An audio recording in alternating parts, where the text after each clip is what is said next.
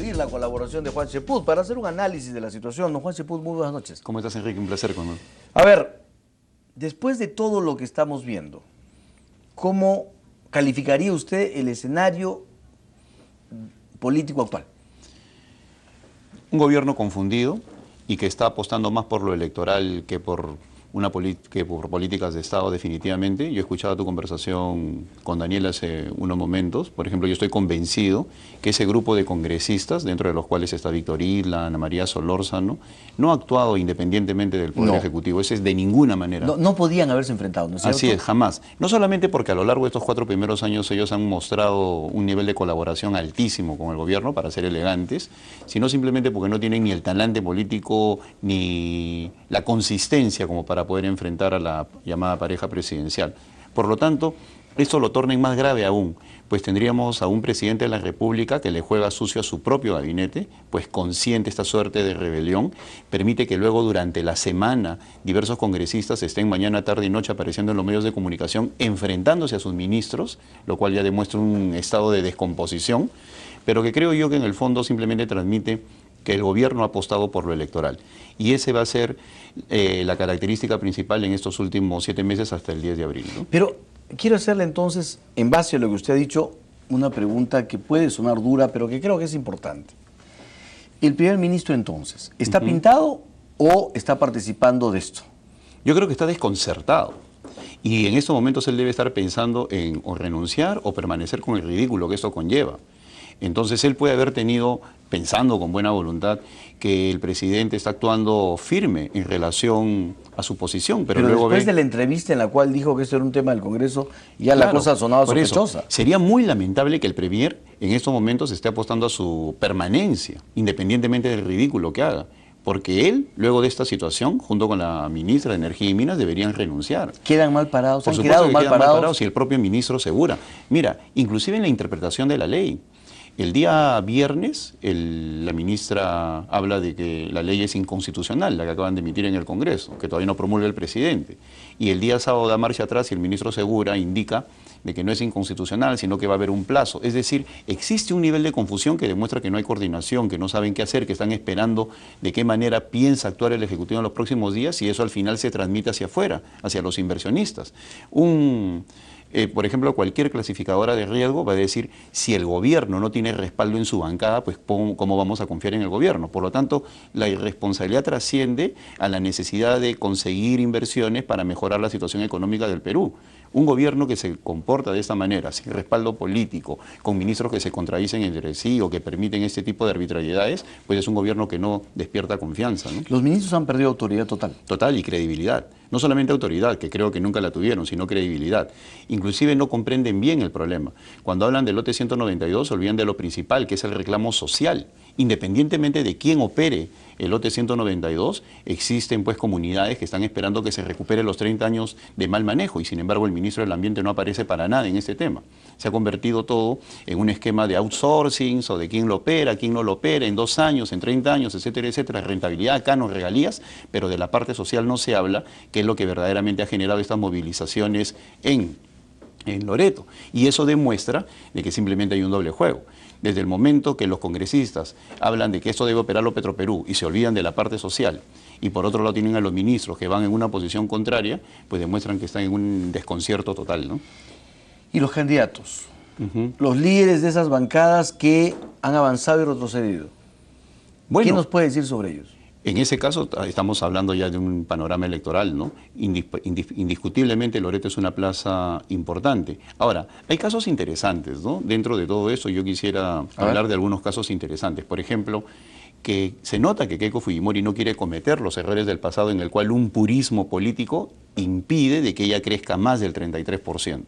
Ella, al quitarle el piso a su bancada y decir de que están a favor de la explotación de Petroperú, no solamente está acompañando su discurso de una parte técnica, sino que está demostrando que hay deseos concretos de poder, ¿no? De poder en el sentido político del término.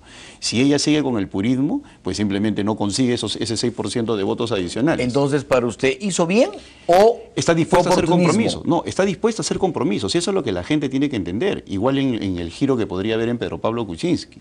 Mira, cuando uno es purista en una etapa electoral, no solamente puede generar pérdida de votos, sino que demuestra de que no existe una vocación auténtica de poder. En muchas oportunidades se ha analizado el comportamiento de los candidatos, por ejemplo, pensemos en el exitoso Alan García, es una persona que no duda en cambiar de posición respecto al auditorio. Entonces, desde la lógica del ciudadano, eso se puede ver mal, pero dentro de la lógica del candidato, eso es lo que tiene que hacer. ¿Me entiendes? Entonces, muchas veces juzgamos a los candidatos con la lógica ciudadana. Y la lógica de la política no obedece a la lógica normal. Entonces, los criticamos, miran lo que hacen, pero en términos electorales, de votos, de presencia, pues simplemente están haciendo lo correcto. Entonces, hay que hacer esa distancia, hay que plantear esa distancia y ver que obviamente están en un comportamiento electoral. Ahora, indiscutiblemente, yo como ingeniero creo de que técnicamente eso se puede operar. Mi decano, el ingeniero Carlos Herrera Descalzi, comparte esa opinión. No sé si es la posición del Colegio de Ingenieros, pero muchos pensamos que con gerencia adecuada se puede tercerizar, hacer un outsourcing y obviamente eso se puede convertir en positivo, ¿no? en competitivo. Vamos a una pausa para después continuar con este diálogo. Estamos conversando con Juan Cheput.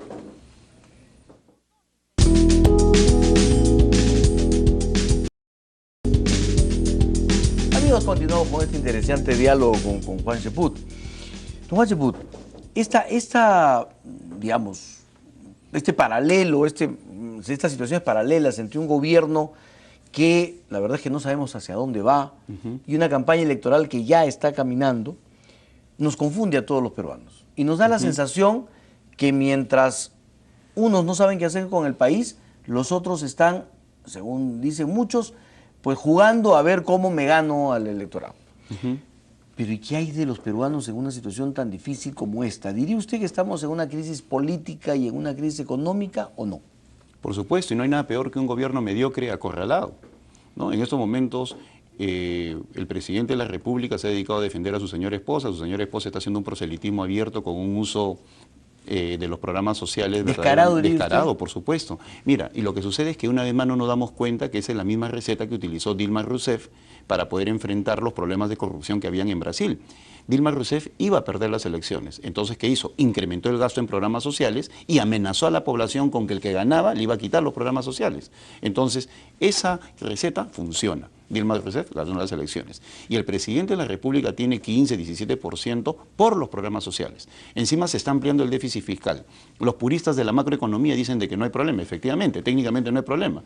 Pero en un país en el cual tiene problemas en exportaciones, por cuarto año consecutivo vamos a tener menos exportaciones. Estamos teniendo una serie de problemas en términos de ingresos de dinero. Se ha incrementado el gasto corriente en planilla, ¿no? Y encima vamos a ampliar el gasto en programas sociales, pues simplemente se está actuando irresponsablemente en términos de entrega del país al próximo gobierno. ¿Y eso por qué? Porque hay necesidad de tener un colchón que se puede transformar en un mínimo de votos electorales para garantizar una bancada que los defienda. Entonces, el presidente lamentablemente está priorizando su futuro, su defensa, el evitar de que no tenga una bancada consistente en el próximo Congreso, ¿a cambio de qué? Del manejo económico. Por lo tanto, sí hay en estos momentos problemas económicos y políticos. ¿Usted ve desesperación en Nadine Heredia y en su hermano? Claro, porque ellos no contratan un abogado que les permita demostrar su inocencia. Ellos contratan abogados que les van a permitir evadir a la justicia, que es muy distinto. Mira, ese es otro tema que algún día se tendrá que ver en el Perú, cuando se mira hacia atrás y se ve al Perú político, ¿no? Un presidente de la República que contrata un abogado que es especialista en defender a personas que tienen graves ilícitos con la justicia, como narcotráfico, lavado de dinero, ¿no? Como los señores que ha defendido, o actos de corrupción, demuestra pues qué tipo de necesidad tiene el presidente, ¿no? El presidente no contrata a un jurista de primer nivel, de categoría ética, que se caracterice por demostrar la inocencia, ¿no? De personas, la inocencia, no evadir a la justicia de casos emblemáticos. Contrata a una persona especialista en sacar de las castañas, del fuego, a sus clientes, ¿no? Como el señor Eduardo Roy Gates. Entonces, cuando ellos buscan evadir a la justicia y no probar su inocencia o que son inocentes, sometiéndose a las pruebas grafotécnicas, etcétera, demuestra que están en problemas. Y eso es lo que psicológicamente los aleja del proceso de toma de decisiones. La prioridad del presidente no está en manejar las cuentas nacionales y ver cómo ordenó la economía o reunirme con el premier o visitar Loreto. La prioridad de él está en defender a su esposa porque indiscutiblemente el tema de las agendas los preocupa mucho. Hablemos de las agendas. ¿Usted cree que son de ella? Por supuesto, o sea, mira, en términos políticos, los indicios son suficientes, sobre todo cuando hay una correlación de datos, las coincidencias de datos. Por un lado hay escritos, por el otro lado hay hechos. Por lo tanto, lo que ha hecho la Comisión Martín Belaúnde Locio no por las agendas, sino por la relación de la señora Nadine Heredia, se basa en la consistencia de los indicios. Igual, en este caso, cuando uno hace un paralelo entre los eventos que han acontecido en los últimos tiempos y las inscripciones en las agendas y los montos y el desánimo de los nacionalistas que dicen nosotros nunca tuvimos plata, claro, si se gastaba en otras cosas, y luego los signos exteriores de riqueza de la señora Nadine Heredia, pues definitivamente estamos hablando de un material que puede ser probatorio y causarle muchos problemas a la señora Nadine Heredia. En ese sentido, ¿qué prevé en estos últimos meses del gobierno? ¿Cuál cree que será, con las agendas de por medio, con las investigaciones que se están haciendo y que la misma señora Heredia provoca con sus contradicciones, ¿no es cierto? ¿Cómo prevé la situación del país en estos próximos meses? La búsqueda política de un candidato que les permita a ellos tener un porcentaje mínimo de tal forma que puedan enfrentar un proceso de investigación. ¿Lo tienen ahora dentro? En ese momento no, pero lo podrían tener. En todo caso, ver cómo acompañan eso con un gasto en programas sociales. ¿Electorero? Electorero, totalmente, y en incremento de la planilla, ¿no? En estos momentos la planilla se ha incrementado terriblemente, que es algo que sucedió ya antes, durante el primer gobierno de Alan García. Planilla más gasto público, pues simplemente tienes un colchón de votantes. No olvidemos que Luis Alva Castro obtuvo, casi pasa la segunda vuelta como consecuencia del exceso de burocratización y el gasto en programas sociales en esa época, el país y ese tipo de cosas. O sea, el software, si retrocedemos más años, funciona. ¿Por qué? Porque la gente tiene miedo de perder esas prebendas del Estado. Y si hay un candidato que le dice la vas a perder si gana Keiko, PPK o Alan o Toledo, pues simplemente van a votar por aquel que le garantiza seguir con su pensión 65, su Jaliwarma, ¿no? Su beca 18, etcétera, etcétera. Porque no nos olvidemos también que ya los que investigan los programas sociales han señalado que se está incrementando el gasto social sin indicadores de salida. Es decir, el programa social, por definición, no es permanente en el tiempo. Una vez que la persona sale de la pobreza, sale el programa social. Sin embargo, acá se incrementa el gasto y se mantiene a personas beneficiándose con esa suerte de prebendas. Entonces, eso va a ser el colchón por el cual va a apostar el presidente. Y obviamente se va a convertir en un gran elector.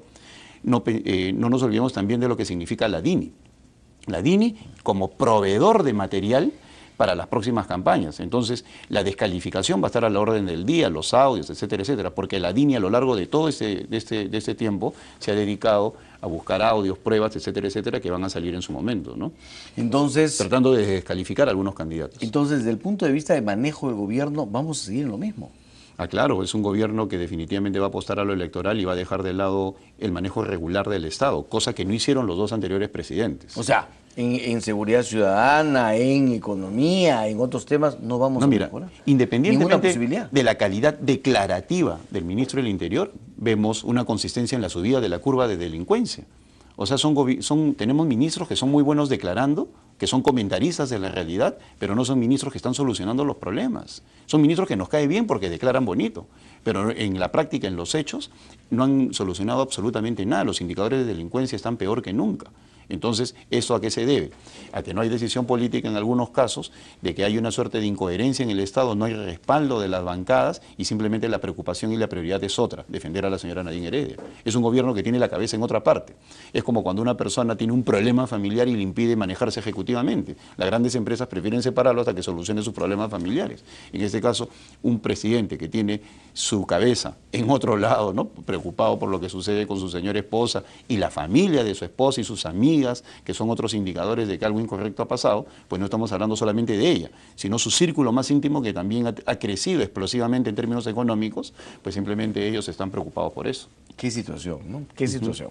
Don Juan Chebus, muchísimas gracias por esta presencia, muy amable, espero tenerlo más seguido porque la realidad nos va a demandar pues una posibilidad de análisis un poco serio. ¿Ya decidió dónde se enrola? No, porque las reglas de juego en el Congreso todavía no están claras, ¿no? Puede haber voto preferencial, lista única, entonces yo respeto a los que ya tomaron su decisión, pero mientras no estén claras las reglas de juego, me corresponde esperarlas para de esa manera poder apostar por un partido. Ahora, yo tengo vocación de poder, ¿eh? O sea, yo me meto con un partido y voy a luchar porque mi candidato sea el próximo presidente del Perú, las 24 horas del día, durante 7 días a la semana. ¿Ideológicamente con quién se siente más cerca? Yo soy social liberal, ¿no? Entonces, yo en estos momentos hay un abanico de agendas que me interesan más, las agendas, las propuestas. Hay 3 o 4 candidatos dentro de los cuales voy a tomar mi decisión. Menos mal que para el Perú hay gente que está dispuesta a hacer reformas profundas. ¿Todavía? Por supuesto, yo creo que el próximo gobierno va a tener que hacer reformas profundas, sobre todo en el ámbito de la informalidad, y eso tienen claro todas las personas con las cuales he conversado. El gran drama del Perú es la informalidad, que nos está quitando mucho espacio en el desarrollo. A todo nivel. Y todos los candidatos serios tienen claro ese problema. Muchísimas gracias. Gracias a ti. Amigos,